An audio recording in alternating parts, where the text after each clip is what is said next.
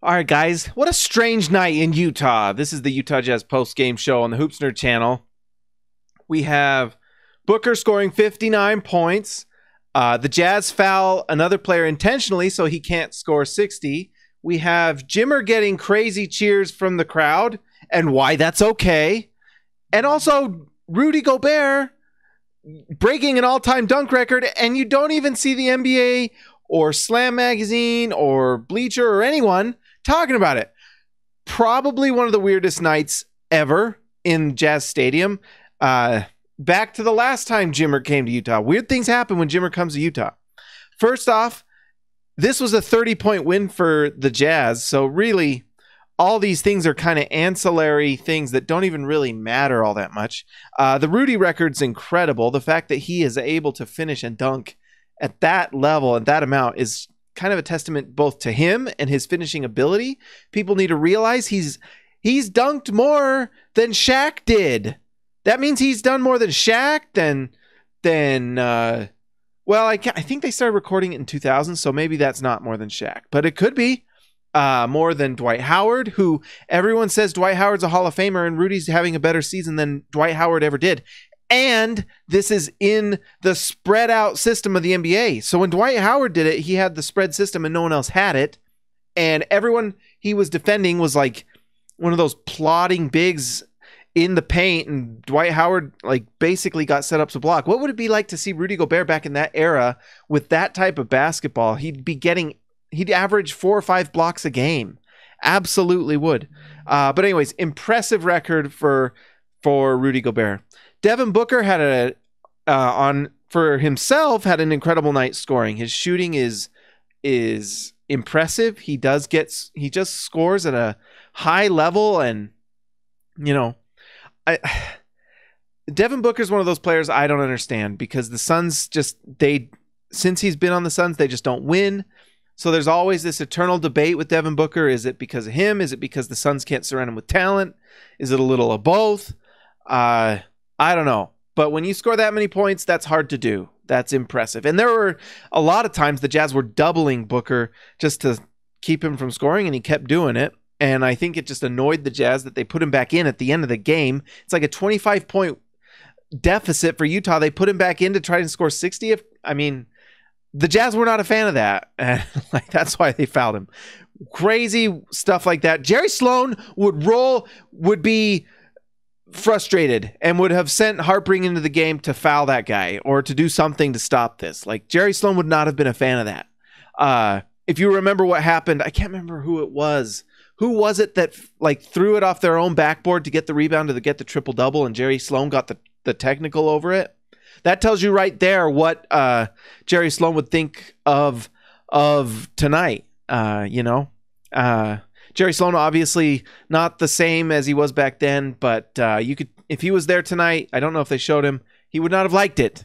Finally, Jimmermania came back. Here's the thing with Jimmer, guys. I don't think a lot of the people remember what was going on when Jimmer Fredette was playing for BYU. It was a while ago now. I think Jimmer, I can't remember which draft he came. I can't remember if it was the Alec Burks draft or which draft it was. I believe it was the Alec Burks draft. But that year with Jimmermania was nuts. That was nuts. Remember when Kevin Durant tweeted, Jimmer Fredette is the best scorer in the world? It was crazy. Jimmer went against Kawhi in San Diego State. They put the game on national TV on CBS. I don't even think they did that for Jabari and Andrew Wiggins. And he outdueled him and won. He scored like 40. It was crazy. It was crazy. The entire nation was watching. He was on national TV all the time, national sports shows. He's a beloved BYU player. He just is. I went to a thing in Northern Idaho a few weeks ago and talked with some people up there. We were talking about the Jazz. I told them about Donovan Mitchell, who's incredible. Rudy Gobert should have been an all-star and just one of the most dominant players in the NBA that doesn't get enough credit. All he wanted to talk to me was about Jimmer. He's like, remember Jimmer? Jimmer just never gets it's Jimmer. It's just craziness. But you know what? It's okay. If they cheer for Jimmer, it's okay. It'll be okay. Is it weird? Does it feel strange? Yes. I was there when Jimmer was I can't remember who. I think it was the Bucks picked him, traded him to Sacramento. I was there when Sacramento came to Utah. And it was the strangest feeling. You had Ute fans booing him. You had BYU fans cheering him, and it was loud and it was crazy. And Corbin was coaching, and he was an awful coach. And Jimmer dang near beat the Jazz. It came down to a last second shot. Jimmer took it and missed. If he'd have made that shot, it would have been the craziest thing ever. He didn't. But Isaiah Thomas turned out to be an incredible player that outplayed Jimmer. Jimmer goes to Europe, and now here we are. If people cheer for Jimmer, guess what? It was a 25-point blowout. What do you expect? I don't know why people even care that much. Whatever. It was a 25-point lead. The Suns are doing weird things by putting in Devin Booker, and then Jimmer's out there getting cheers. He hadn't even scored yet. Half the time, it feels like people are cheering for him to just get a bucket. He couldn't make a shot. It's weird. It's crazy. It's a good thing he's not on the Jazz because apparently some people can't handle it if he gets cheered. But guess what? It's strange. It made for an interesting night that, honestly, without it, would have been a boring game because the Jazz won by 30. They won by 30, guys. It'll be okay.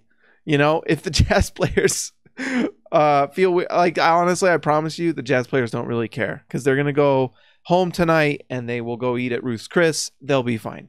Guys, that's all I got to say tonight. It was a weird game with a lot of weird things, but shout out to Rudy Gobert breaking the all-time NBA record for dunks. Impressive as heck, and the season's not even over. We got 8, 9, 10 games left. It's going to be one of those unbroken stats. So, Jazz player is going to have record for all-time steals, Jazz player record for all-time assists, now Jazz player for all-time dunks. Pretty cool. All right, talk to you later.